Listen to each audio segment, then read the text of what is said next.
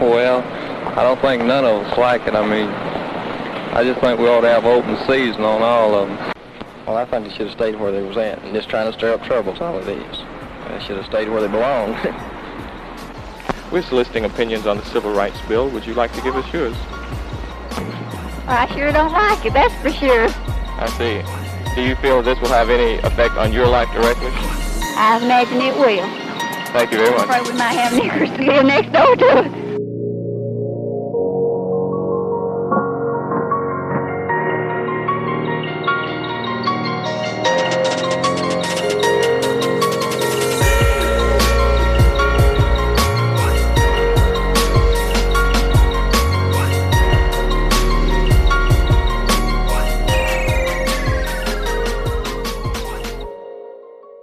Hey everybody, it's Creep It Real. You're listening to Creep It Real. It's Ashley. And Bianca, I love that you say, hey everybody, it's Creep It Real. You're listening to Creep It Real. This is Creep It Real. I always mean to say, you're listening to Creep It Real. It's Ashley. But then I say, I was Again, it's Creep It Real. all right. Welcome back. Fuck. Today, we're going to delve a little further into this system that is designed to maintain a hold over people of color. And to be quite honest, I've come to realize in the past few weeks as well, those in lower socioeconomic statuses. We got some learning going on in our own podcast. It's a beautiful thing. And honestly, the what is done to keep people in those statuses. Mm-hmm. Last episode, we talked about black codes, we talked about pig laws, Jim Crow laws, along with the system that perpetuates modern slavery, the prison system. We left off right before talking about the civil rights movements, and you know some of them, the most prominent of which are Dr. Martin Luther King Jr., Malcolm X, and Elijah Muhammad. And you know the Black Panther Party and the Nation of Islam. But what are the truths behind these mythical men and the parties that they led and were a part of? As always, history has a real knack of being retold to us with rose-colored glasses, and certain aspects of certain parties are twisted in a way that we just take as a fact. But we will do that no longer. After thousands of black people threatened to march on Washington to demand equal employment rights, Franklin Delano Roosevelt issued Executive Order 8802 on June 25th, 1941. It opened national defense jobs and other government jobs to all Americans, regardless of race, creed, color, or national origin. But sexual orientation would be not quite there yet. They weren't there yet. No. Black men and women served heroically in World War II despite suffering segregation and discrimination during their deployment.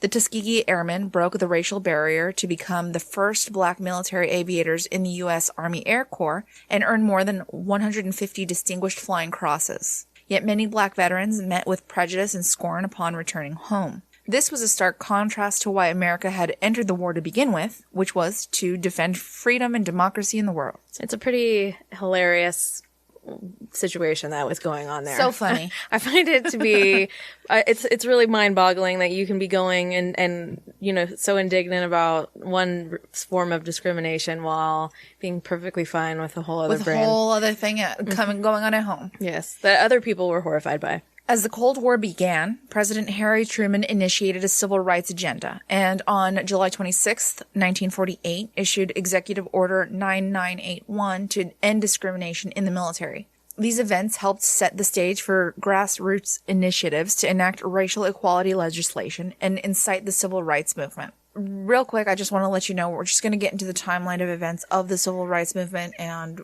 we'll let you know a little bit about each event here. Well, we're going to try to cover as much as possible and describe the situation as much as we can, but it's not going to completely be a fluid timeline because if we talk about some people, we have to kind of go over what happens with them at this point in the future, etc. So we have to kind of do a serpentine explanation. So buckle up.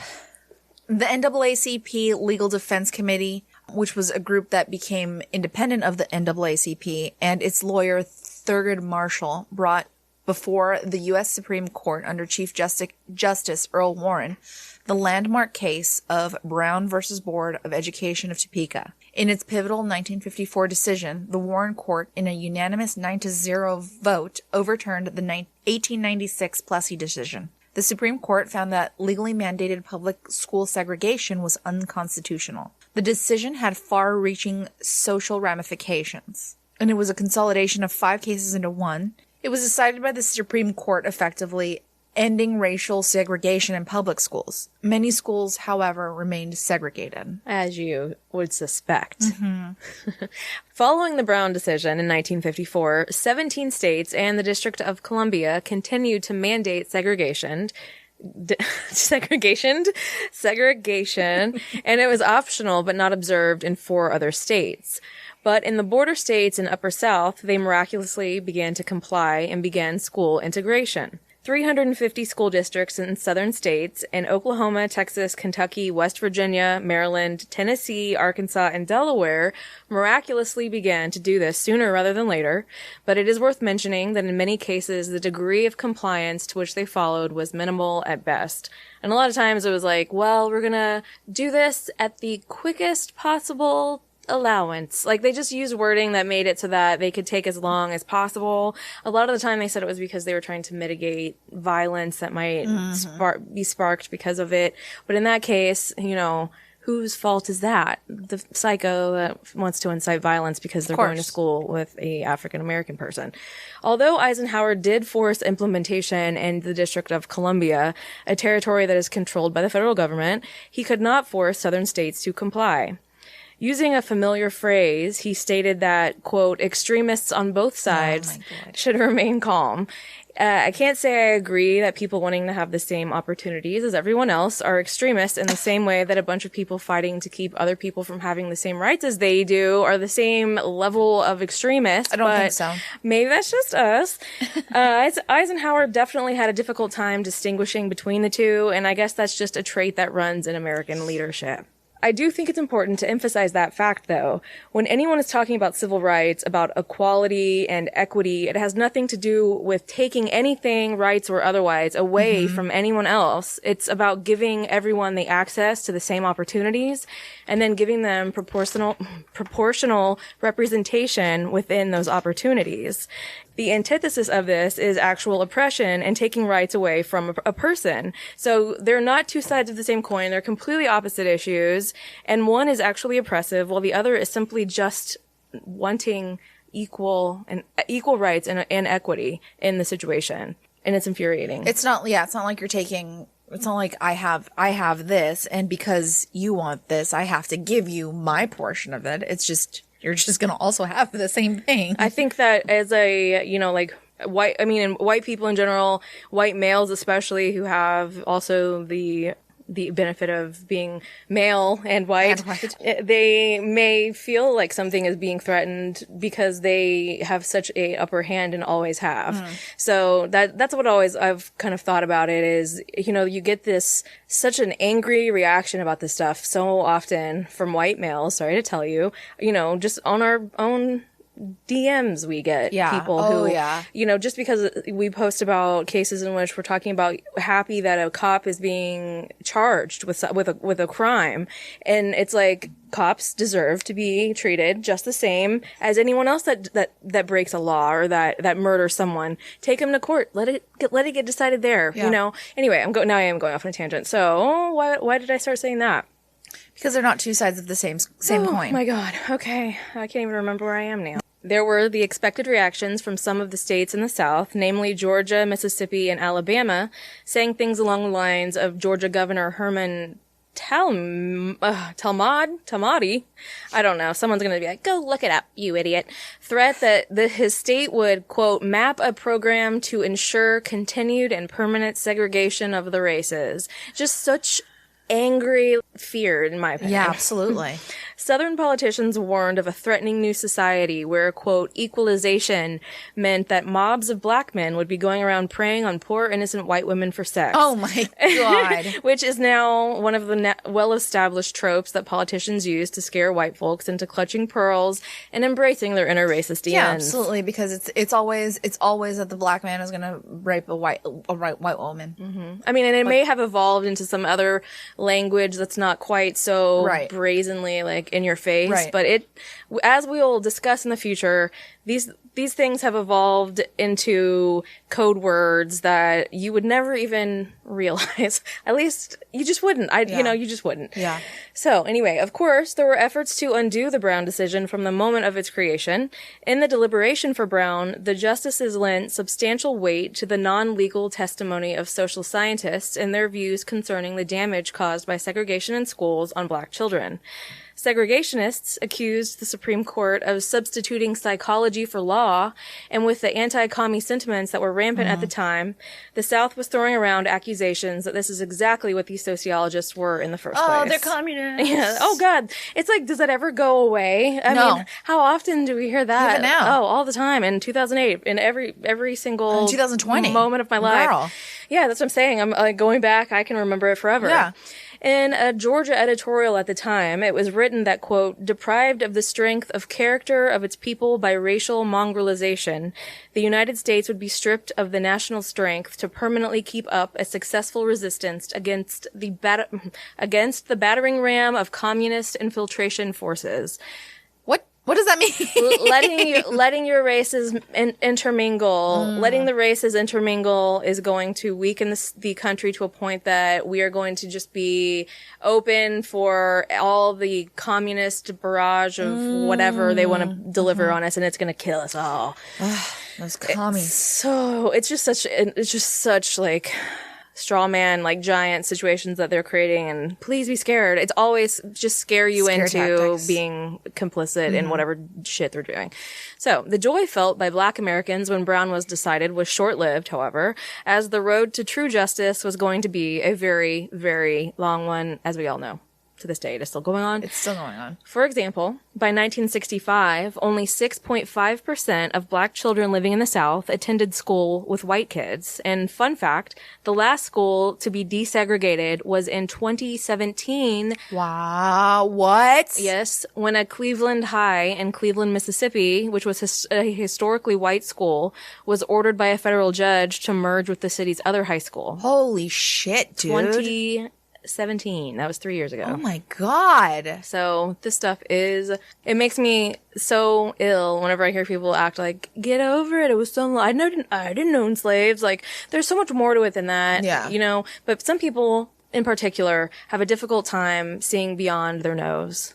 So trying to get them to look at the past and see what implications it has on the current situation is way too much to ask from someone like that. Politicians and other social leaders continued to stand behind segregation and tout its benefits, and their constituents continued to vote them in, or people who voted just like them in every single election. So it was just an onslaught of Southern racist politicians, one after the other. So racial integration of all white collegiate sports teams was high on the Southern agenda in the 50s and 60s. Involved were issues of equality, racism, and the alumni demand for the top players needed to win high-profile games.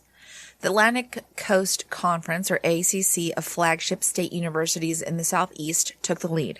First, they started to schedule integrated teams from the North. Finally, ACC schools, typically under pressure from boosters and civil rights groups, integrated their teams. With an alumni base that dominated local and state politics, society, and business, the ACC schools were successful in their endeavor. As Pamela Grundy argues, they learned how to win. She said the widespread admiration that athletic ability inspired would help transform athletic fields from grounds of symbolic play to forces for social change, places where a wide range of citizens could publicly and at times effectively challenge the assumptions that cast them as unworthy of full participation in U.S. society.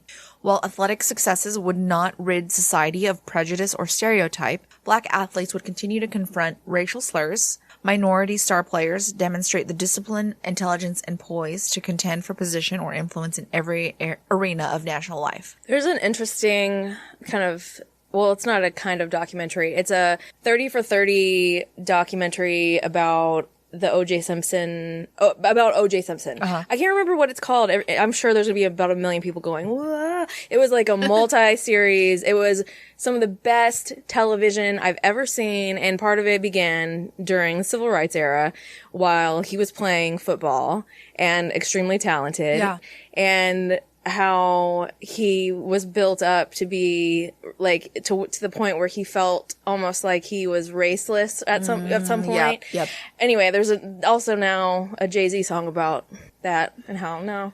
And when it comes down to it, they still see you as the black man. Yeah. But, so anyway, but it is amazing, that documentary. I recommend it to everybody. It was so much more. I did not care about O.J. Simpson, except for, I grew up, of course, with the trial and everything, and it was a very big deal, but I felt like I knew, all I needed to know. And then it was just like, oh my gosh, there was so much more to it. There's so much more, yeah. Oh my gosh, this racial tension has been rearing up every so often for as long as Black Americans have been in this country. Yeah. So, yeah, it's kind of amazing. But anyway, so that was kind of a side note.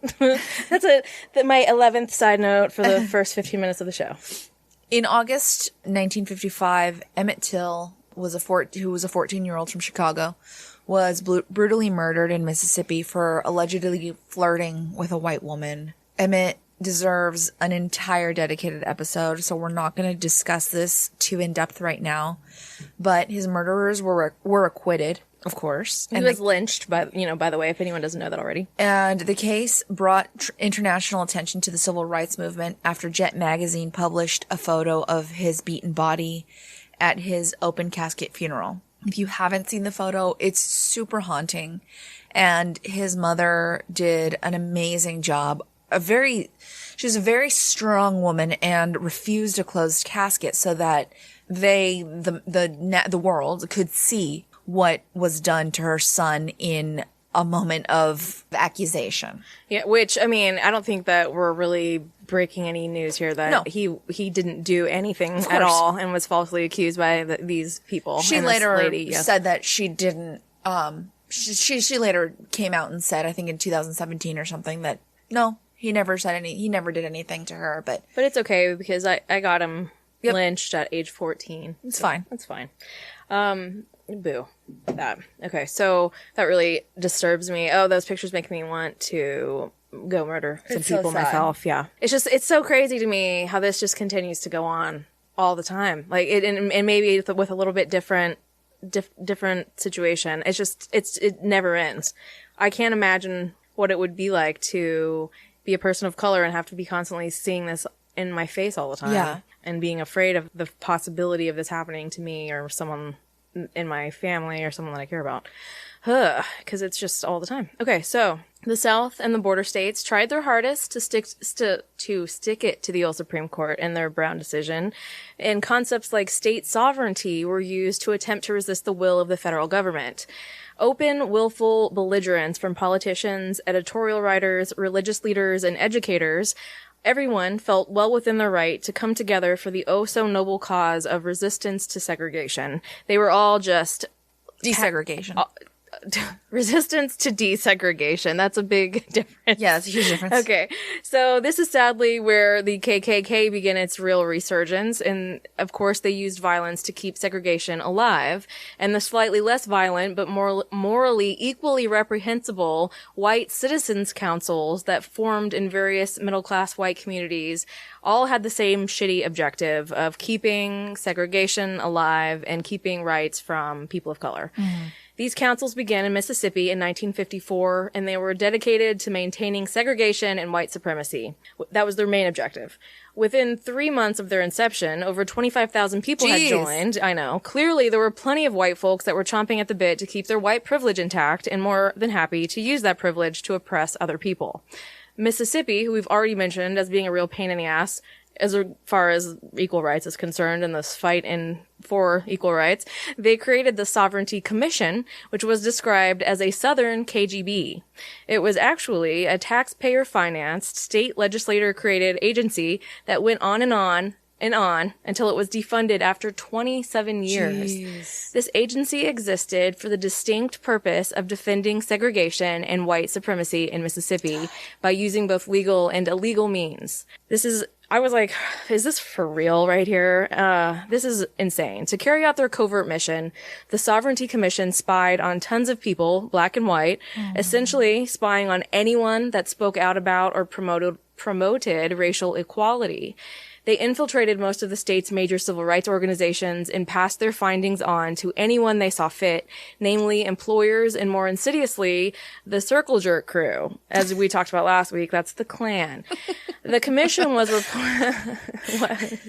I actually listened to last week's episode and I literally burst out laughing when you said that Ku Klux meant circle, and you're like, and that's just that's how they stand around and jerk each other off. Yeah, I know. Circle.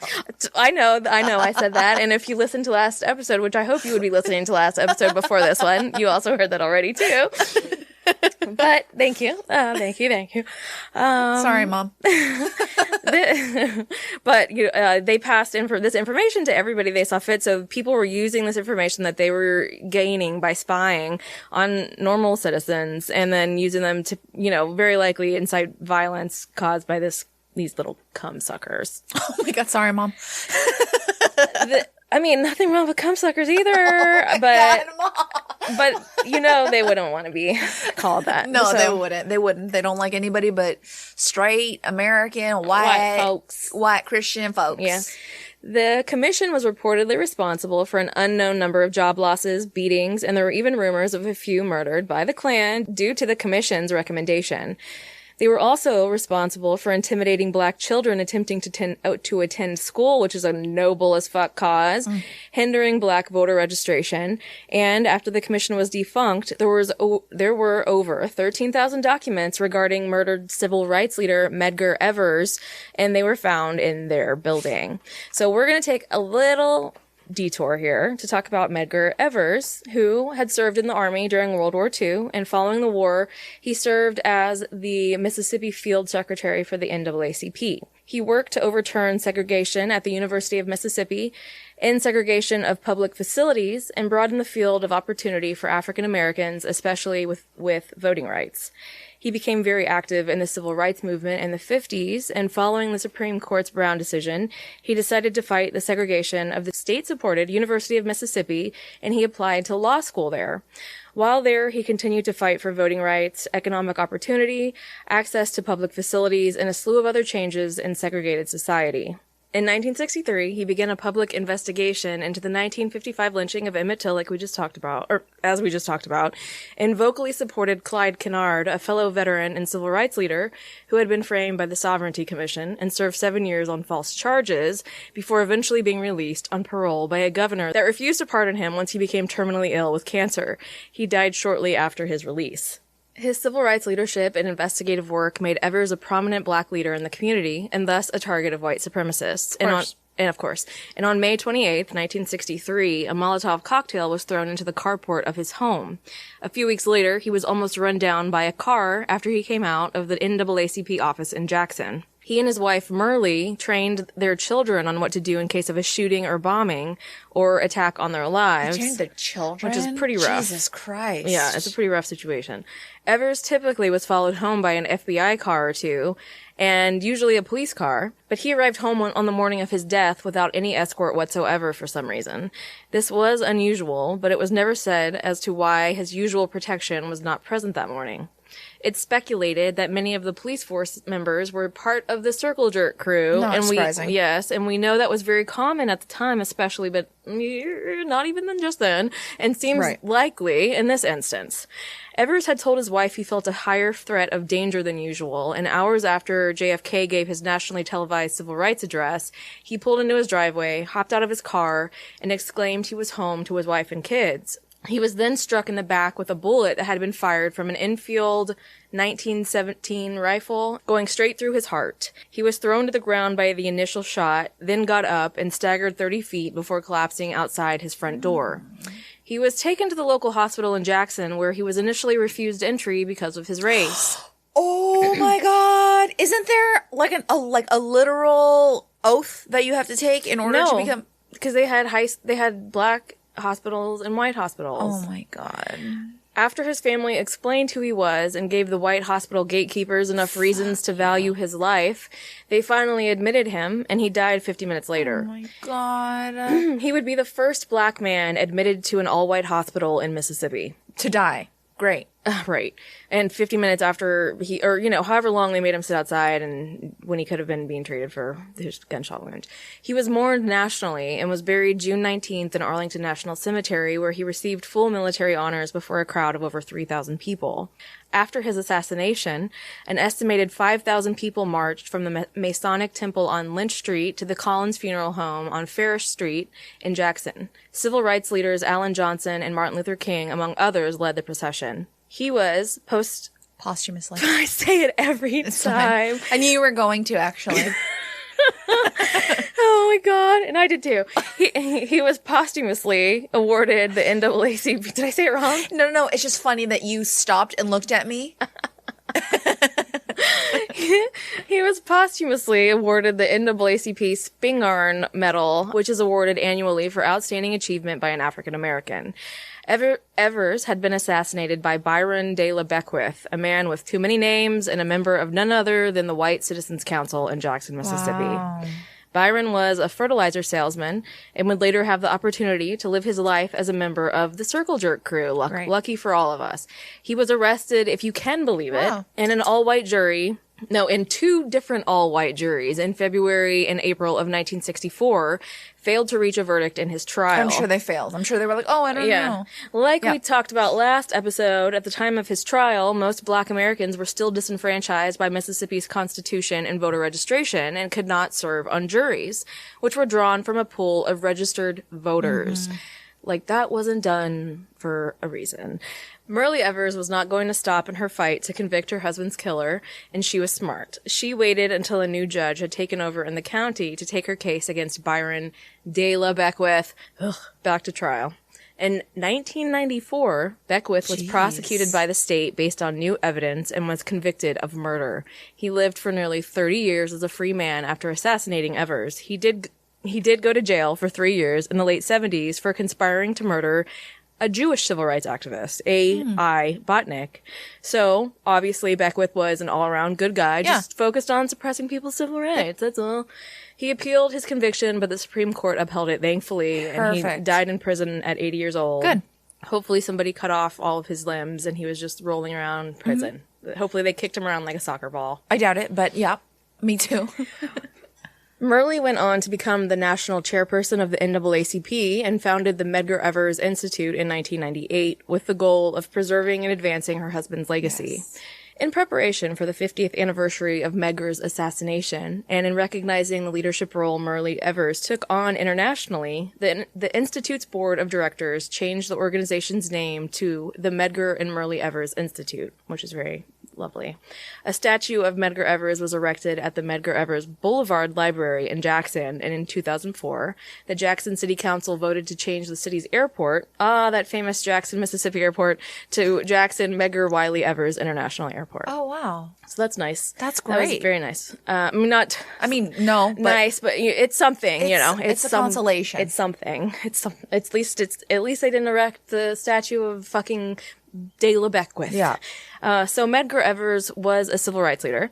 He was actively fighting against segregation and inequality. He was investigating high-profile cases of murder against people of color and was outspoken about the illegal activity being perpetrated by the Sovereignty Commission. And then, after he's murdered by a member of the White Citizens Council, which is simply another more local appendage of the Sovereignty Commission, 13,000 documents were found in their office about him. 13,000? 13,000! Jesus. And we all have to say that's a little suspicious.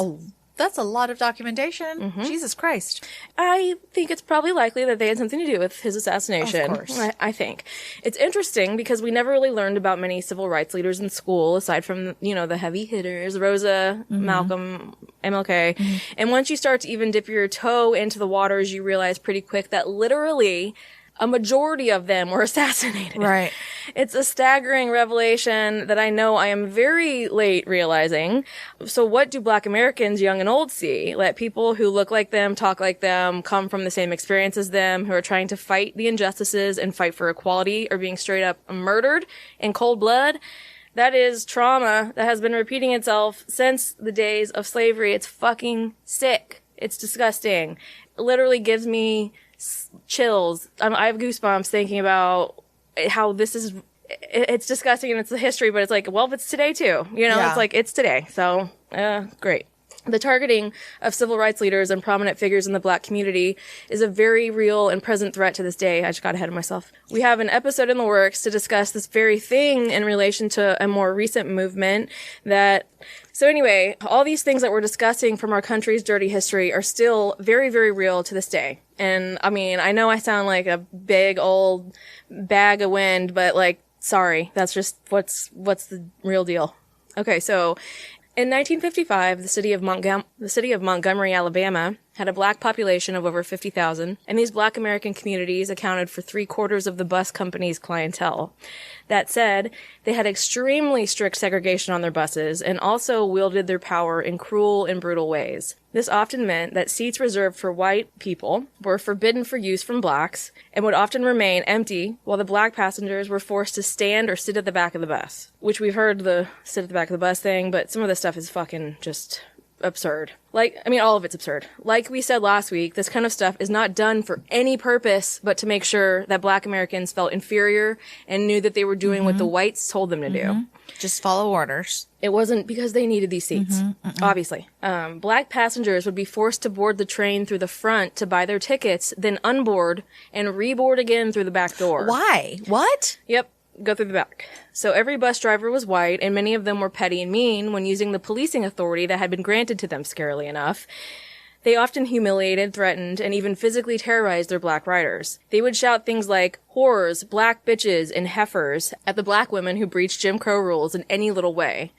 On rainy days, drivers wouldn't even stop for black passengers waiting at bus stops because they said that, quote, wet blacks gave off an odor offensive not only to the driver himself, but also other more important passengers, the whites, even though they made up only 1/4 of the bus clientele. White people made up only 1/4 of the bus clientele? Oh, yes. Yes. Oh my God. 3/4 of the bus clientele were black. And so it's just like, you're being pretty much like attacked every time you go anywhere. Anywhere. It's very frightening. I can't imagine.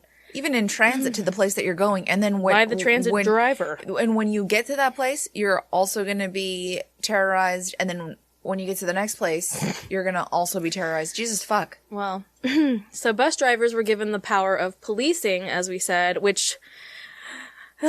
and that's also something that is happening right now in certain places. I know we've talked about it already, but it is. They're giving policing powers to like the office of, you know, whatever. It's something that's not a police institution. Yeah. Police themselves have too much power, and then you're giving police power to people that don't even have any training whatsoever. So bus drivers were given this power, and then they were able to arrest any black American that they saw as, quote, sassing or talking back when ordered to vacate a seat for white folks, or for showing any remote amount of irritation or annoyance when a driver would do something like refuse to make change for them.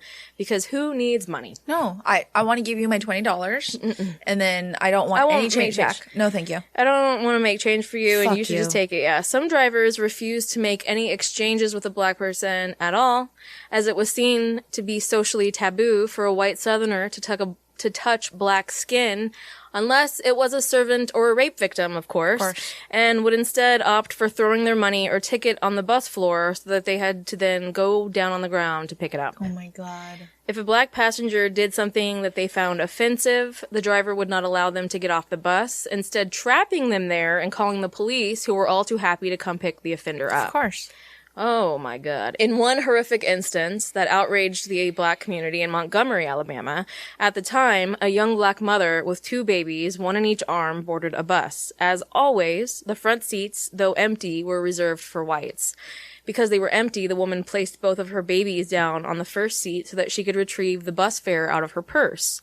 Immediately, the driver screamed at her to remove her, quote, black dirty brats from the white seat. Horrified and embarrassed, she managed to drop her coins into the fare box, but as she went to pick her infants up, the operator slammed his foot on the accelerator and the 2 babies flew off the seat into the aisle. Oh my God. Although other passengers attempted to help the woman, she got off at the next stop in tears, and that was much likely to the driver's satisfaction.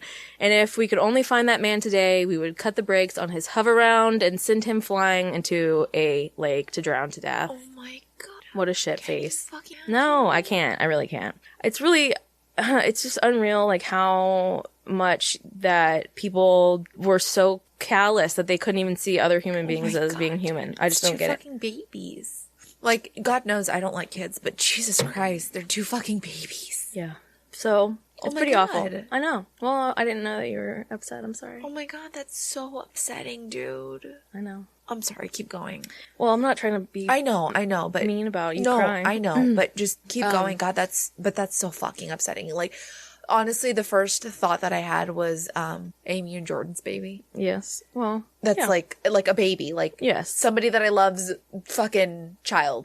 Oh my God, that's so fucking sad. Okay, sorry. Okay. Unlike many leaders of the civil rights movement, Rosa Parks is a figure of the movement that we all know, at least to some degree. She was 42 years old and working as a seamstress at Montgomery Fair, the city's biggest department store, where she made $23 a week, which would be about $220 a week today. Although Montgomery did not provide a high school for Black people during her youth, she attended the Black Alabama State College's laboratory school and became one of the few in her community to earn a high school diploma.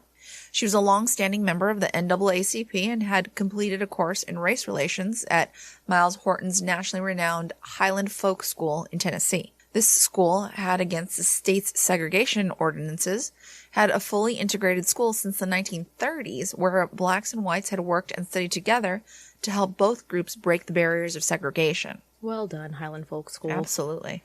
It was at the Highland Folk School that many of the best-known leaders of the civil rights movement learned their skill of political organizing. Parks was well respected among Montgomery's progressives, black and white, and she was pretty much the perfect person for what unfolded after her act of civil disobedience on the Cleveland Avenue bus line that evening in December 1955. Her bus picked her up at a stop close to the Montgomery Fair in the heart of the city, which had served as the first capital of the Confederacy 94 years earlier. She sat down in the 5th row, which was the first available to people of color. After a few stops, the last remaining rows for whites were filled, and after a few more white folks boarded, the driver rudely barked at Parks and the others sitting in her row and the one across from hers to get up and move to the back of the bus. The other Aha, huss that first. Everybody move to the back of the bus. Is that a song? Do you want to bump and crump with us? I've never heard that song. We the type of people make the club get crunk. What? Yep, I've never heard that song. Oh my God. I'm sorry. It's okay. It's okay. It's Outcast. Sorry.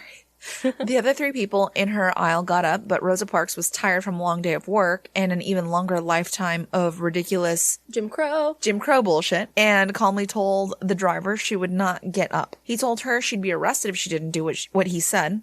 In fact, she was well aware of, but continued to refuse.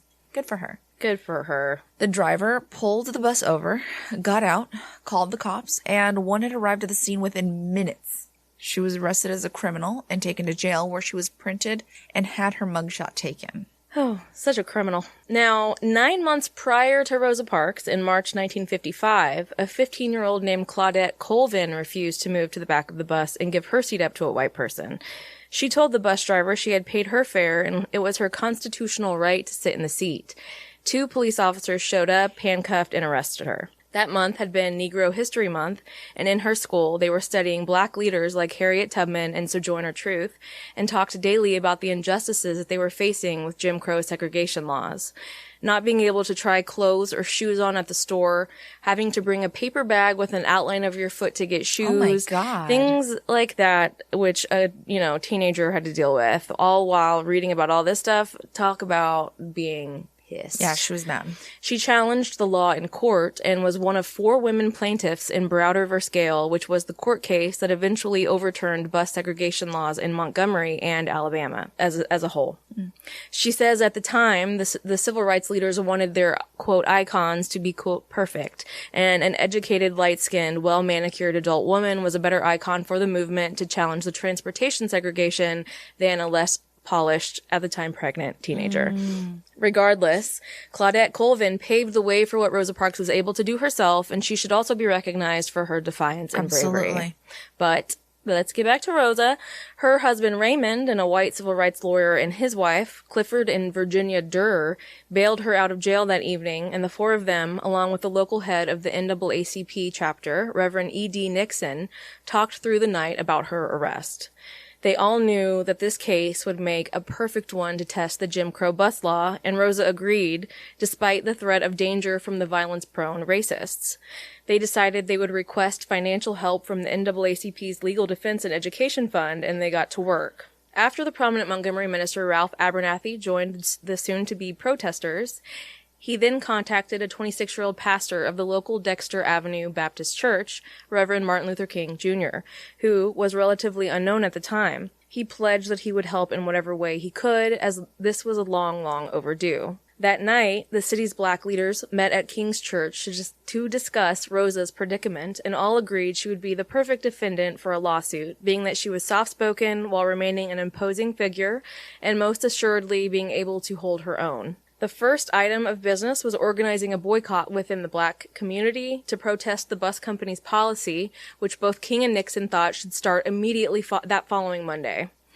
A black college professor named Joanne Robinson played a key role in the boycott and its success, as Martin Luther King Jr. would later say. She was already a prominent activist in the local scene, and she mimeographed, which was what came before a copy machine, I think. It's kind of like a coffee machine before a copy machine, which her students carried out to black households throughout the city, distributing over 52,000 copies altogether. Holy and I think shit. this was like a hand press thing. I mean, this lady went to work. Yeah. The handouts gave a brief, clear directive. They said, "This is for Monday, December 5th, 1955. Another Negro woman has been arrested and thrown into jail because she refused to get up out of her seat on the bus for a white person to sit down. It is the second time since the Claudette Colvin case that a Negro woman has been arrested for the same thing. This has to be stopped. Negroes have rights too, for if Negroes did not ride the buses, they could not operate. 3/4 of the riders are Negroes, yet we are arrested or have to stand over empty seats. If we do not do something to stop these arrests, they will continue. The next time, it may be you or your daughter or mother. This woman's case will come up on Monday in court. We are therefore asking every Negro to stay off the buses Monday in protest of the arrest and trial. Don't ride the buses to work, to town, to school, or anywhere on Monday. You can afford to stay out of town for one day. If you work, take a cab or walk. But please, children and grown-ups, don't ride the bus at all on Monday. Please stay off all the buses on Monday." Which was pretty intense. Whoa. Yeah. I didn't know that. I didn't know that this 52,000 copy pamphlet went out. Yep. Talk about Holy shit. grassroots. That's it right there. Holy shit, talk about grassroots. Yes. So. And here we are, we're like, everybody's posting on social media. Can you imagine? Jesus Christ. Right. Oh my God, I kind of have goosebumps. I know, a lot of the stuff gives me goosebumps for good and bad reasons. Yeah. Like, there's Well, good yeah. ones and bad ones. This is a good one. Yeah, this was a good one.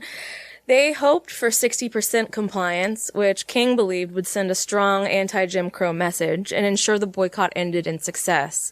Instead, that Monday morning, nearly the city's entire black community stayed off the... Oh my God, I have goosebumps, like large ones. Oh my God, I really have goosebumps. That's amazing. Okay. Sorry. It's okay. Nearly the city's entire black community stayed off the buses. He would later say it was a miracle. Yep, totally. Some of the ministers thought that the boycott should end that day in a success, but King and the other leaders pressed for a permanent boycott until the black community's demands were met. It's not like they were asking for much. They were simply asking that bus drivers treat blacks with common courtesy, and that the black section of the bus be reserved for blacks, even if the white section was overfilled. They weren't even asking for full-on desegregation of the buses at that point.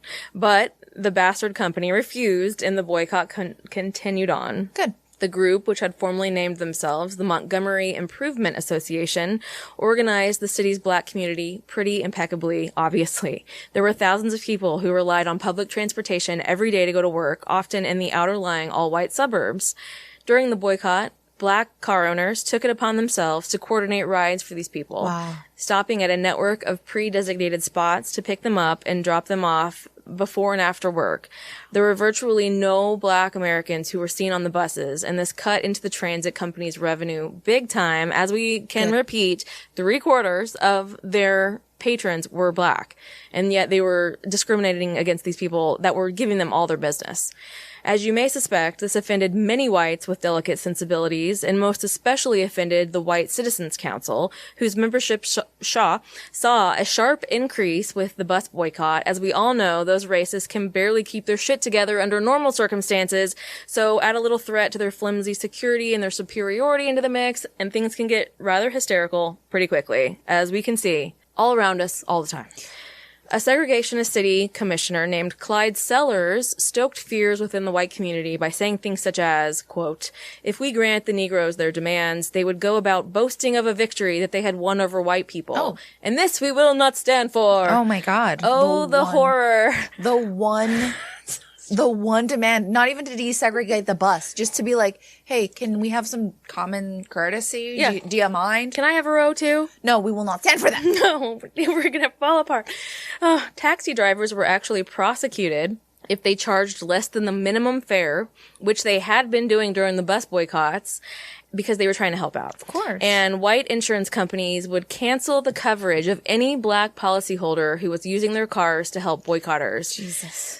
And it was like a whole team of like the cops and all these other people going around trying to make sure that you couldn't give rides. If it was like, and it had to become like the underground railroad of getting people to work. No kidding. Oh my God. Many black drivers, including Martin Luther King Jr. himself, were taken to jail for minor offenses such as, quote, speeding. In King's case, where he was going 30 and a 25. Then, everything came to a tipping point in February 1956 when the leaders of the boycott were all arrested for violating a long unused Alabama ordinance prohibiting boycotts. So they were just... The ridiculousness. You're not allowed to not... You're not allowed to not shop somewhere. Girl, bye. What? It's so ridiculous. So ridiculous is right. Oh my God. You're not allowed to... Oh my God. Oh my God, okay. It's ridiculous. King was charged and ordered to pay a fine of $500 in addition to $500 in court costs in lieu of spending over a year in the state penitentiary. Then, racist garbage bombed his home, and the black leadership, seeing the racist stubbornness, decided that they were going to give up on their tepid demands and filed a federal lawsuit against the Montgomery segregated bus law, stating that it was unconstitutional. And from that point forward, they would accept nothing less than the end of any form of racially discriminatory practices on the part of the Montgomery city lines. They were done with this, hey, could we just get like 15% less segregated, please? Stuff. They were on full on, give me my rights, you pieces of garbage. Absolutely. Montgomery's white business leaders quickly realized that the boycott was really hurting them. Oh wow, weird. Both because black shoppers weren't able to get downtown easily, and many black Americans had also vowed to stay away from white businesses. While the boycott didn't bring any of the business owners clarity about the issues of racial equality, money talks, and they were feeling the pain from the loss of income. They began to call themselves the Men of Montgomery, which sounds like a Real House Husbands of Alabama spinoff. But alas, it was just a rotten, greedy businessman group in the 50s. In Alabama. These Men of Montgomery, they initially tried to agree to the original demands of the black leaders. Oh, no, sweetie. I'm so sorry. Idiots. I'm so sorry. Yeah, that 15% stuff where we just want to like kind of just like let us sit down. That ship had sailed. Bye. Yes. The black leadership knew that this was the time to push for true, full desegregation of the city's buses. Yes, ma'am. By nothing short of a miracle, the white business leaders began to work with the black community instead of against them for the first time ever. Because, again, they're just greedy. That's it. Not because they have any sort of clarity or they think they're not... it's fine. They want to be less racist. No. They were making less money. Cool. While the boycott itself had made some huge strides, the serious damage Jim Crow was dealt through the law. The city itself fought tooth and nail against desegregation, claiming it would result in violence, meaning white violence against black bus riders. There was a federal judge named Frank Morrison who said the following on the matter, quote, "Is it fair to ask one man to surrender his constitutional rights if they are constitutional rights in order to prevent another man from committing a crime?" No. In the end, he would find it to not be fair and declared bus segregation to be illegal. Montgomery appealed to the Supreme Court of the United States, but they upheld the lower court's decision. Segregation was finally defeated, and the boycott ended triumphantly. While desegregation of the public transport system was a sweet reward for their efforts, the notable side effect of the efforts came in the form of reigniting the flames of Black anger. This anger gave birth to new causes for Black Americans to stand against, which was white supremacy. And we can all fucking stand against white supremacy. I think we're all standing against. We better be, or else stop listening to my show. For sure. It was clear that in order for African Americans to achieve civil rights, there needed to be an organized effort in the streets and also in the courts, with judges that knew that America would not survive with inequality rife in its justice system, laws, and rights. But why is it still going on? Oh, is that what's wrong with Americans today? Okay.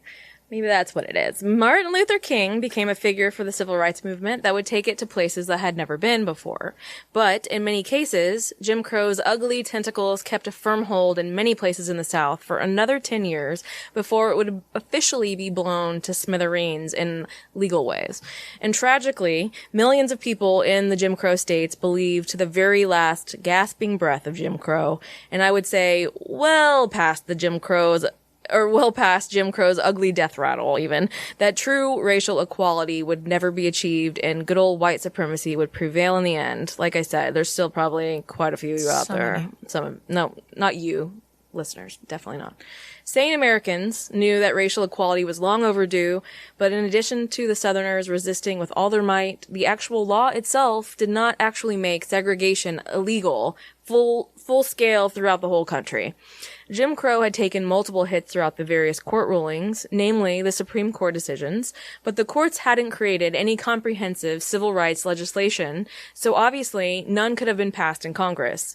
It was clear that the fight for civil rights couldn't be a singular fight focusing on one issue. It had to be a full-fledged war on every single part of Jim Crow and segregation, because if they just attacked one little part, there was all this other stuff going on at the same time that didn't make any sense whatsoever across the board. It was like, well, you can segregate buses. You can't segregate buses in interstate travel, but you can't sit at the same lunch counters. Mm-hmm. You know, it's just, how are you supposed to live in that kind of uncertainty? Like we said, white supremacists continued to fight for Jim Crow until the pathetic, bitter end, and they had the support of Southern law enforcement and justice establishments, both of which were happy to help however they could battle anyone fighting for civil rights. The majority of Southerners felt that Black Americans were inferior beings.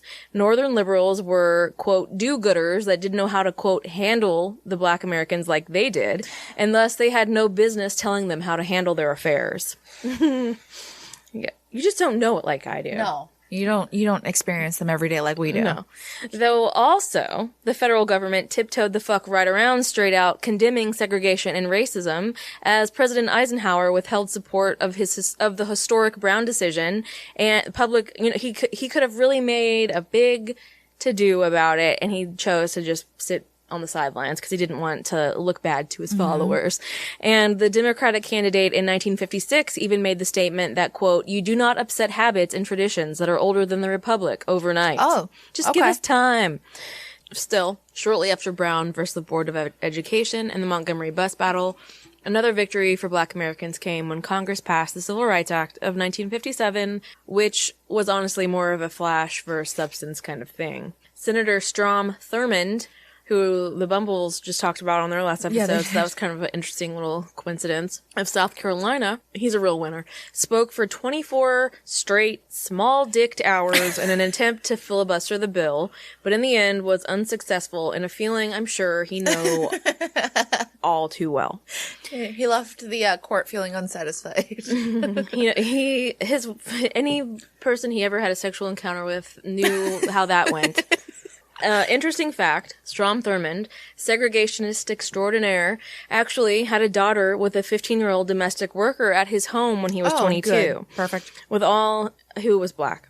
With all his hemming and hawing about keeping the races segregated, it didn't at all apply, of course, when he wanted to sexually exploit, rape, abuse, all of the above, a Black teenage girl. The situation was all too common, as historian Darlene Clark Hine has written about in her book, The Great Migration. She quoted in her book, she says, in Black women's migration across time, from the flights of runaway slaves in the antebellum period to the great migrations of the first half of the 20th century, the most compelling motive for running, fleeing, migrating, was a desire to retain or claim some control and ownership of their own sexual beings and the children that they bore. I just wanted to read that because it's worth mentioning, as we talked about last episode, how black women were completely powerless to legally or otherwise stop their masters, their master sons, whoever else. I know after slavery was abolished, quote unquote abolished, they were still essentially, well, they were called their masters still. Still, yeah. And they were still unable to prosecute them. They were unable to go to court. I mean, in a white court, again, they were able to do any of this. So and so anyway, I found that to be quite interesting because apparently it was common for these segregationists to talk a lot of shit about miscegenation. I don't know how to say that word. Miscegenation. And they didn't at all see it in the same way when it came to just having sex or taking advantage of the help, right, or whatever. Right. I've been reading I've been like seeing a lot of stuff, obviously recently, about the hypersexualization of black women, and I mean not only black women, black teenagers. Well, because that's part of the whole racism thing, is that black children are treated more like adults than they are any other race's children. That's why they get shot at for holding a toy gun in a park. Right. When a white 13-year-old or 9-year-old would never be even remotely come close to getting shot in the park by a cop. Yeah. It's ridiculous. This thought about having sex with women who they espoused hate speech about on a constant basis was as common to them. Thinking these thoughts about them in a sexual way was as common to them as their racist thoughts were. It was like a total, like they would not even be ashamed about talking about it with their racist friends because it was that common that it was like, I guess, a power thing. I mean, I guess that's what it is. I'm not really sure. It's always a power thing. I know it's always a power thing. That's definitely the case. There's just so much disgusting. But let's get back to the Civil Rights Act of 1957. Okay. It passed. And it created a Civil Rights Division in the Department of Justice. This division was created to seek injunctions against anyone violating another's voting rights. It was passed to help protect voter rights, and the law allows federal prosecution of those who suppress another's right to vote. That said, it lacked any serious provisions to actually enforce it, which was kind of common for those laws that had been passed already. And another Civil Rights Act was passed in 1960, but it was generally considered to be about as weak as the one from 3 years earlier. And so the little civil rights engine that kept chugging along with half-hearted support from Congress and battling white supremacists head-on the whole way. The next major battle would be in Little Rock, Arkansas, where for the first time since the Brown decision, Central High School in Little Rock, Arkansas, asked for volunteers from all black high schools to attend the formerly segregated school. Sadly, the biggest antagonist in the story was Arkansas's governor at the time, Orville Faubus. Guess what? I don't give a fuck about saying this fucking name wrong. It sucks because I want to call him Orville Fabulous, because it's so close, but he's clearly the antithesis of fabulous, who was an incredible asshole and felt completely justified in endangering the lives of the 9 high school freshmen so that he could give himself the chance to try and preserve some little speck of Jim Crow in times that were obviously a-changin'. Sure, the Supreme Court had made the decision that segregated schools violated the Constitution, but in 1957 there were very few places in the South obeying the court, and those that were doing so at half a snail's pace, like we kind of talked about a little bit. And Orville Faubus was already preparing for re-election the following year and had decided if he didn't make a big hoopla about forcefully resisting racially integrating the schools, he would open the door to be obliterated by some big-time segregationists in the election to come. There had been no peeps of violence or mass hysteria, but the night before school was to open for the new semester, announced that he would be calling out the Arkansas National Guard to, quote, maintain order, or really, in reality, it was to stop integration in a community he saw as being on the brink of a riot. But let me repeat myself. There had been no incidences at all. Even though everything had been set up, the National Guard literally turned the students back at the school doors on the instruction of the governor, which is so humiliating. That's so, And when asked by a monitor what their actual orders were, one of the soldiers replied, to keep the ends out. And so the youngsters turned and left. But one of the girls, named Elizabeth Eckford, and you may remember her from those famous and jarring photos of her surrounded by a mob of contorted white faces that were screaming insults at her. I remember that picture because I'm like, that is the level of don't give a fuck about you that I aspire in my life. Oh, to yeah, be. she's amazing. Yeah, incredible. Amazing. And she had sewn her dress for that occasion. They hadn't told her she needed I might be saying it soon, but they hadn't told her she needed a escort. And so she didn't have an escort. She arrived like a little bit later than the ones that did. And so she made that way up to that door by herself, not even realizing they were about to turn her away. And so then she had to turn around by herself, but she looks cool as a goddamn cucumber. Fuck yes. And that bitch that was screaming, they apparently have later in life made amends with each other, but that bitch that was screaming at her all ugly face, I swear to you, there are people today, and I was saying this to somebody earlier, there are people today who are the evolution of those people standing around that contorted face girl who were just standing there letting this dumb bitch scream at this poor lone individual who was walking by herself just trying to go to school. And those of you are people who are sitting around letting people be racist and not saying anything about it. So thank you. But I just had to say it because I was thinking like there is an evolution of the acts that have been done against people of color, and there's an evolution of the people that are blatantly, outspokenly oppressive, and then there's also an evolution of the people who kind of sit there and watch it happen and don't do anything about it. And there's plenty of us around that I've seen. Thank you very much. I'll stop. I'm gonna stop. All right. She was literally surrounded by a mob of people who were screaming at her and may have killed her or really done something bad to her if a news reporter and another woman hadn't helped her escape back onto the bus. They were screaming at her, saying things like, here she comes, here comes the end, lynch her, lynch her. I mean, just furious that you're going to school with somebody of color. Like, wow, that's just amazing to me that you can be so filled with garbage hate. Luckily, the entire thing was broadcast both nationally and internationally to what were rather incredulous audiences, thankfully. Eisenhower knew he would be a real piece of shit if he kept up the muted response on the civil rights issue, and that it was his job to uphold the Constitution. Because if you see something and don't say anything, you're a piece of shit. Right. So he met with Governor Fabre and thought he sent that little pig back on his way to Arkansas to see to it that the black children got right into that school, but it was far from the case. That little pig went home and continued his plan to stonewall the whole process and everyone in it. So it was then that Eisenhower sent federal troops to Little Rock to make sure that they got into that school once and for all. Once inside, the students were escorted to class by helmeted, bayoneted troops, and it was all being broadcast to millions of homes around the country. Of course, the guards could not keep the other students from treating the 9 black students absolutely horribly. They called them the N-word. They physically assaulted them. They tormented them constantly in the halls. And it was obviously a very traumatic situation to live in and day out. Only one of the 9 dropped out, a girl who struck back at a taunter who called her an N-bitch and had been expelled for it. But who the hell could blame her? After she left, the campus was riddled with signs, 1 down, 8 to go, but they didn't. And by the next year, the school was integrated, and those dumb little fearmonger cunts were just fine because of it. Right. They fucking lived. Everybody's fine. Southern politicians vilified Eisenhower for his actions, one even comparing him to a Nazi stormtrooper, and another saying he was lighting the, quote, fires of hate. That's so weird. LOL. I don't know how you can be so oblivious that you're the fucking piece of shit. You're calling him a Nazi, but you're the racist one. But you're the one that's, yeah. Okay, yeah. The guy needed to take a look in the mirror. Everybody is insane, apparently, because I don't understand where they're coming from.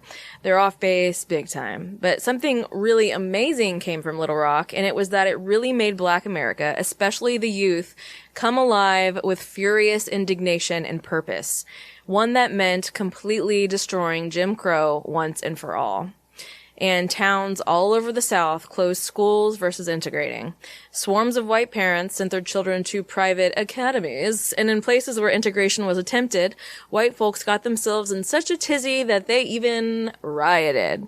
On March 11th, 1956, 96 Southern congressmen with little confidence in their manhoods presented a joint declaration in Congress. Congress? Why do I always do that? With Congress specifically. Congress.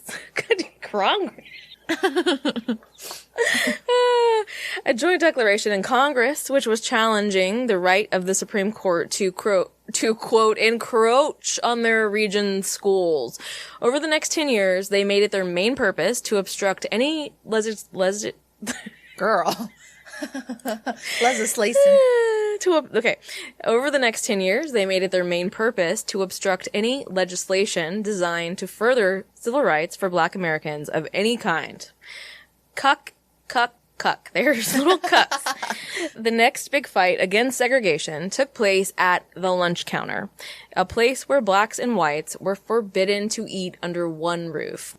Despite making some gains, Black Americans still experienced blatant prejudice in their daily lives. And on February 1st of 1960, 4 Black college students took a stand against segregation in Greensboro, North Carolina, where they refused to leave a Woolworth's lunch counter without being served. The Greensboro 4, Ezell Blair Jr., David Richmond, Franklin McCain, and Joseph McNeil, were inspired by the non-violent protests of Gandhi. The Greensboro sit-in, as it came to be called, sparked similar sit-ins throughout the city and in other states.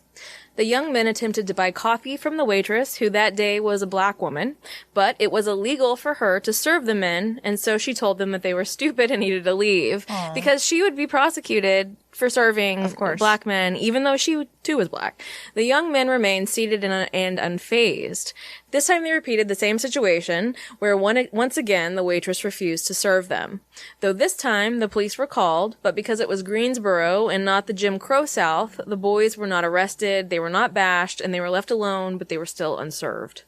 Then the next day, they returned to the Woolworth counter, but this time 23 of their friends were right there with them. Again, they were not served. The next day, 63 others, enough to fill every seat in the entire place, but they still were not served. And then the following day, even more people showed up, including some white people.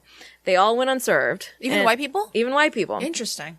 The next day, over 1,000 people poured into the restaurant and out into the streets, and they demanded the end of segregation. That's amazing. After some were arrested and charged with trespassing, protesters launched a boycott of all segregated lunch counters until the owners caved, and the original 4 students were finally served at the Woolworth's lunch counter where they'd first stood their ground. Their efforts spearheaded peaceful sit-ins and demonstrations in dozens of cities and helped launch the Student Nonviolent Coordinating Committee to encourage all students to get involved in the civil rights movement.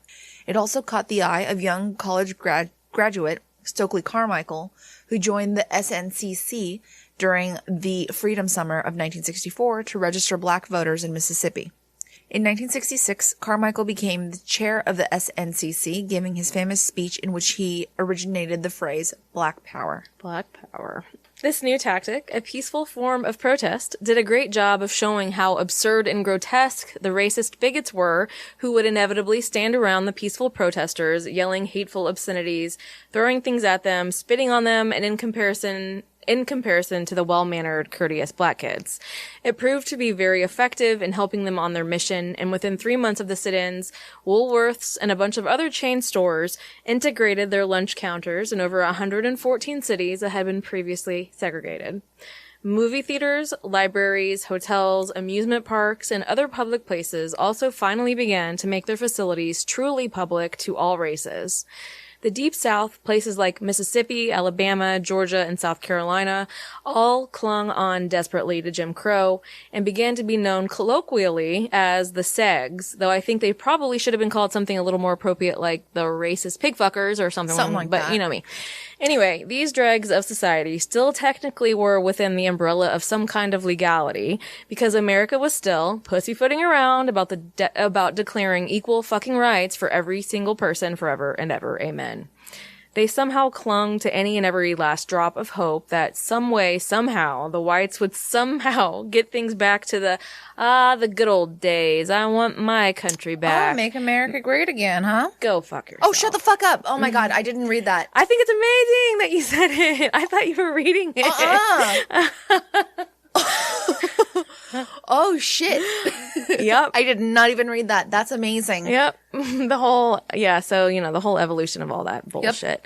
Everything going on in the South was shown on the news in the North, and that constant stream of unrest in conjunction with the fact that Southern politicians, in a feeble attempt to gain some points in their racist favors, were constantly trying to announce to the world that, watch out, you try to give blacks equality and there will be unrest all over your cities. Oh, yeah. But the movement kept growing stronger and stronger, even if these little dicked bitches were sitting there crying about how this was going to ruin everything.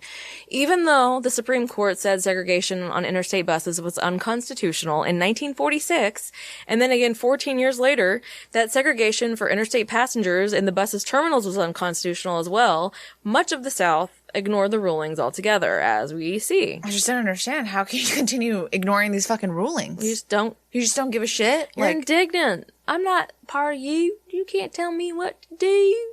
Oh my God, You don't know how to handle them. Girl. Right. So, in November 14th of 1960, 6-year-old Ruby Bridges was escorted by 4 armed federal marshals as she became the first student to integrate William Frantz Elementary School in New Orleans. Her actions inspired Norman Rockwell's painting The Problem We All Live With in 1964. Can we all take a second to acknowledge that a 6-year-old girl had to be escorted by 4 armed federal marshals into school? In 1964. It wasn't that long ago, y'all. No. So 60 years ago, she was having to be escorted as a 6-year-old because, that's... that's such a threat to something. A 6-year-old child, yep. One of the most important organizations of the civil rights movement, the Congress of Racial Equality, or CORE, devised what they called a journey of reconciliation, which soon became known as the Freedom Rides. They planned for racially mixed groups of riders to board buses in Washington and travel through the South, ending up in New Orleans.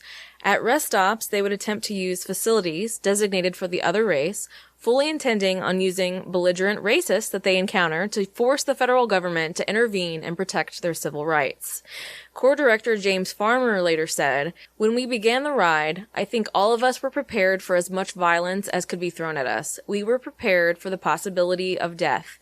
So I just wanted to put that in there because it's amazing to me that 60 years ago, people were literally putting their lives on the line so that they could, for fuck's sake perhaps, ride on a bus with white people in the same seats. They were prepared facilities. And use the same bathrooms and not go through the back door after they bought their tickets. All this stuff happened 60 years ago. They were prepared to die for that. Like, people do not apparently understand or acknowledge that this is that's how serious it was only 60 years ago, that you had to die perhaps in order to be able to use the same bathroom as a white person. You had to be prepared to die. Yeah. Well, and people died. At the very least. And people did die. They were testing the 1960 decision by the Supreme Court in Boynton versus Virginia that declared the segregation of interstate transportation facilities unconstitutional. The Freedom Rides were marked by horrific violence from white protesters and police officers. What? I know. Crazy. And they drew international attention to their cause. The riders split into 2 groups, one of them going to Birmingham, Alabama, and the other to Anniston, Alabama. On Mother's Day of 1961, the bus reached Anniston, Alabama, where a mob mounted the bus and threw a bomb into it. The Freedom Riders escaped the burning bus, but were badly beaten. Photos of the bus engulfed in flames were widely circulated, and their group could not find a bus driver to take them any further. U.S. Attorney General Robert F. Kennedy, brother to President John F. Kennedy, negotiated with Alabama Governor John Patterson to find a suitable driver. And the Freedom Riders resumed their journey under police escort on May 20th. But the officers left the group once they reached Montgomery, where a white mob brutally attacked the bus. Attorney General Kennedy responded to the riders and a call from Martin Luther King Jr. by sending federal marshals to Montgomery.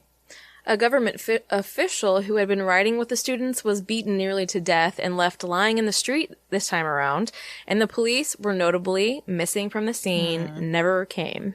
Later that day, the other group arrived in Birmingham to the reception of another delightful angry mob that actually seriously beat a number of passengers as they attempted to deboard the bus. Okay. The next day, Bull Connor unleashed billy clubs, police dogs, and high-pressure water hoses to disperse and punish the young demonstrators with a brutality that horrified the nation. It was very bad for business and for the image of a modernizing, progressive urban South. So modern. Yeah. Okay, so this police commissioner, Bull, his real name was not Bull, but that's the nickname they gave him because he was such a hard charger. But he was a noted racist police commissioner. He did not dispatch police to the situation and kind of just left the protesters to fend for themselves against this violent mob that threw a bomb on the bus. He had the goddamn governor had this to say about the situation. When you go somewhere looking for trouble, you usually find it. And I had to say, well, they were looking for their rights, you asshole, not trouble, you know? It's really a big difference there. As the summer went on, 3 more freedom rides took place in the South, and there were plenty of arrests and worse physical injuries incurred because of it. But their fight and struggles earned them a victory. And in 1961, the Kennedy administration ordered the Interstate Commerce Commission to legally prosecute any kind of segregation in interstate bus travel. On May 24th of 1961, a group of freedom riders reached Jackson, Mississippi. Though met with hundreds of supporters, the group was arrested for trespassing in a whites-only facility and sentenced to 30 days in jail. Attorneys for the NAACP brought the matter to the U.S. Supreme Court, who reversed the convictions. Thankfully. Hundreds of new freedom riders were drawn to the cause, and the rides continued. At that point, even the South was beginning to realize that if we allow all of these atrocities to continue to take place without batting an eye, that society is not going to be very well off because of it. In the fall of 1961, under pressure from the Kennedy administration, the Interstate Commerce Commission issued regulations prohibiting segregation in interstate transit terminals. In June of 1963, Governor George Wallace stands in a doorway at the University of Alabama to block 2 black students from registering. Go fuck yourself, dude, you little bitch. You have nothing better to do as a governor? That's fine. The standoff continues until President John F. Kennedy sends the National Guards to the campus. Arguably one of the most famous events of the civil rights movement took place on August 28, 1963. Approximately 250,000 people take part in the March on Washington for Jobs and Freedom. Martin Luther King gave his I Have a Dream speech as the closing address in front of the Lincoln Memorial, stating, 50 years ago, a great American in whose symbolic shadow we stand today signed the Emancipation Proclamation. This momentous decree came as a great beacon light of hope to millions of Negro slaves who had been seared in the flames of withering injustice.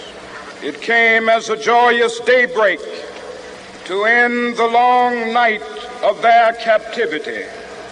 But 100 years later, the Negro still is not free.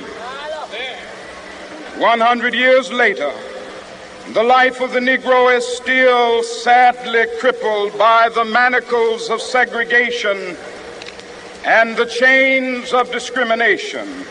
100 years later, the Negro lives on a lonely island of poverty. I have a dream.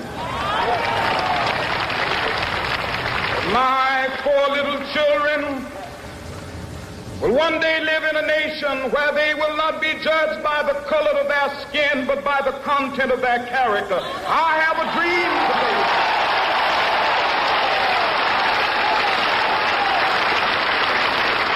I have a dream that one day Birmingham was called the most racist city in the nation by Martin Luther King. It was chosen by him as the place where segregation of businesses, schools, public facilities, and more were going to end, and the constraints of Jim Crow would be lifted. He and the other civil rights leaders decided that they would create a civic disturbance that would embarrass the city and hopefully begin to dismantle the racism that had its grip on it. King initially attempted a march through the city, but was arrested and jailed very quickly. Then he decided on May 2nd, 1963, that he would send over 700 school children to march out to meet the police force, which was led by none other than that racist Bull Connor himself.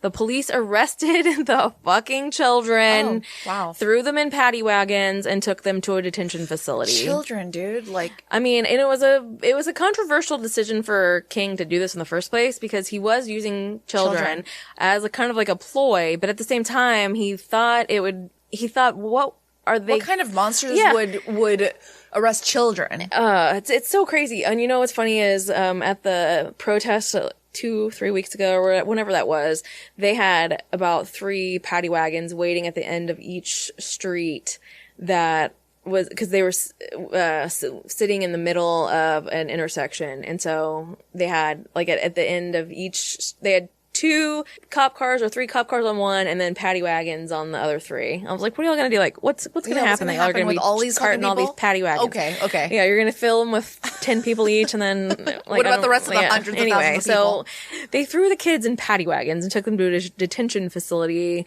in a very Trumpian situation. Like, that sounds like the detention facilities that he has now for immigrants that are just being abandoned in these things. The next day, 1,000 more children gathered at the same church where the children had departed from the day before. The police used German shepherds against the demonstrators and then randomly beat the children as they attempted to flee the barking dogs. I will say this, that when you watch, if you haven't yet watched the documentary 13th, you don't even have to watch it. You can look online, but just if you see these photos and these videos of this just hateful, racist violence against black people, old men, little kids, teenagers, it doesn't matter who. It is the most, I don't even know. It's heartbreaking, is like not even it's not emotional. It's like, it is the most unsettling thing that I've ever seen to see people treat people like that. It really is hard for me to fathom, but I mean, you have to watch that stuff. You have to watch it. You have to see that and see, and to me, it's like, if you see that and that does not like shatter you into a million pieces, you have something wrong with you. You either have emotional problems, which you might need to go to the doctor for, or you're a terrible person, and I don't want anything to do with you. Right. So, in further escalation tactics, which is obviously the opposite of what a cop should be doing, and that's weird. What? I know. They should be de-escalating, like our friends over at Bruh is a Murder we talked about on their most recent episode. The police fired high-powered water cannons on the crowd, and marchers and spectators alike got hit with these water cannons. It tore their clothes off. It was so strong. As you can imagine, the news that night was a fucking embarrassment within the country and the rest of the world. Kennedy sent in federal troops, and the business leaders of Birmingham agreed to a truce with Martin Luther King. It was agreed that the thousands of Jim Crow signs segregating everything in town would be gone, as well as the segregated lunch counters. Additionally, they agreed to hire more black Americans to work in the downtown stores. But racism, hate-filled white supremacy, and Jim Crow still hung on. How does it hang on for so fucking long? It's a real slug. In September of 1963, a bomb at 16th Street Baptist Church in Birmingham, Alabama, killed 4 young girls and injured several other people prior to Sunday services. The bombing fueled, of course, angry protests. It was at the same church where King had sent those school children to set out for their march. The little girls had all gathered in the Sunday school room. Then, following that incident, 3 young civil rights leaders who had helped black Americans register to vote were murdered by a group that included law enforcement officials whose identities were all known to their community, but no one did anything about it whatsoever. Surprising. Oh, yeah. That doesn't still happen to this day. Yeah, exactly. All the while, Kennedy was growing increasingly more and more embarrassed by the state of the country, especially that embarrassing little South. It's like that, it was hurting the U.S. in foreign relations as well, as literally everyone was like, what the fuck is wrong with you guys? In addition to the fact that it was costing a shit ton to keep all facilities separate. I was thinking about that too. Like, you have to have 2 of them. Yeah. You have to have 2 different facilities. That's literally double the cost. It was really costing a lot. And so, driven by a number of factors, Kennedy demanded that Congress pass a new civil rights bill that would end legal racial segregation in the United States for good. In June of 1963, Kennedy spoke to a nationwide TV audience and told them why this had to happen. We preach freedom around the world, and we mean it. And we cherish our freedom here at home. But are we to say to the world, and much more importantly, to each other, that this is a land of the free, except for the Negroes? That we have no second-class citizens, except Negroes, that we have no class or caste system, no ghettos, no master race, except with respect to Negroes. Now the time has come for this nation to fulfill its promise. The events in Birmingham and elsewhere have so increased the cries for equality that no city or state or legislative body can prudently choose to ignore them. The fires of frustration and discord are burning in every city, north and south. Where legal remedies are not at hand, redress is sought in the streets, in demonstrations, parades, and protests, which create tensions and threaten violence and threaten lives. We face, therefore, a moral crisis as a country and a people. It cannot be met by repressive police action. It cannot be left to increase demonstrations in the streets. It cannot be quieted by token moves or talk. It is a time to act in the Congress, in your state and local legislative body, and above all, in all of our daily lives. It is not enough to pin the blame on others, to say this is a problem of one section of the country or another, or deplore the facts that we face. A great change is at hand, and our task, our obligation, is to make that revolution, that change, peaceful and constructive for all. Those who do nothing are inviting shame as well as violence. Those who act boldly are recognizing right as well as reality. A week later, he sent a bill outlawing discrimination to Congress, and 5 months later, he would be assassinated. And although Southern politicians had spent those 5 months doing all they could to ignore the bill, once he was murdered, his predecessor, President Johnson, made it his mission and, in fact, ordered the legislation be passed in Kennedy's honor. But also, he strengthened it well beyond what Kennedy had ever proposed, which is, surprising and great. 6 weeks later, it passed in the House, where filibusters aren't allowed. It would sit in the Senate for 82 days, as it was filibustered there with those racists crying about property rights and the Constitution and warning of quotas and this and that. But eventually, the most sweeping social legislation since Reconstruction would be passed and then signed into law on July 2nd, 1964. In January of 1964, President Lyndon Johnson met with civil rights leaders, and on January 8th, during his first State of the Union address, he asked Congress to, quote, let this session of Congress be known as the session which did more for civil rights than the last 100 sessions combined. So, on July 2nd of 1964, President Lyndon B. Johnson signed the Civil Rights Act of 1964 into law, which prevented employment discrimination due to race, color, sex, religion, or national origin. Title VII of the Act establishes the U.S. Equal Employment Opportunity Commission. Whoa, tongue-tied. That was tongue-tied. Twister. Yeah. Title VII of the Act establishes the U.S. Equal Employment Opportunity Commission, EEOC, to help prevent workplace discrimination. Martin Luther King Jr. and other civil rights activists actually witnessed the signing. The law guaranteed equal employment for all and limited the use of voter literacy tests. Which really should have just been abolished altogether. Absolutely. In February of 1965 in New York City, Malcolm X, who was a black nationalist and religious leader, was assassinated while addressing his Organization of Afro-American Unity at the Audubon Ballroom in Washington Heights. Audubon. Whoa. Sorry. At the Audubon Ballroom in Washington Heights. March 7th of 1965 was a day known as Bloody Sunday. Around 600 civil rights marchers walked from Selma, Alabama to Montgomery, the state's capital, in protest of black voter suppression, aka the 15th Amendment, and to protest the killing of black civil rights activist Jimmy Lee Jackson by a white police officer. Are you getting deja vu yet? Yes. As the protesters neared the Edmund Pettus Bridge, they were blocked by Alabama state and local police sent by Alabama Governor George C. Wallace, Boo. who was a vocal opponent of desegregation. Refusing to stand down, protesters moved forward and were viciously beaten and tear-gassed, again deja vu, by police, and dozens of protesters were hospitalized. After successfully fighting in court for their right to march, Martin Luther King Jr. and other civil rights leaders led 2 more marchers and finally reached Montgomery on March 25th. The entire incident was televised and became known as Bloody Sunday, as I just said, and some activists wanted to retaliate with violence, but Martin Luther King Jr. pushed for nonviolent protests and eventually gained federal protection for another march. So all of this led to President Johnson sending Congress a bill that specifically ended voting abuses like the one that had brought the violence in Selma and a myriad of other places for so long.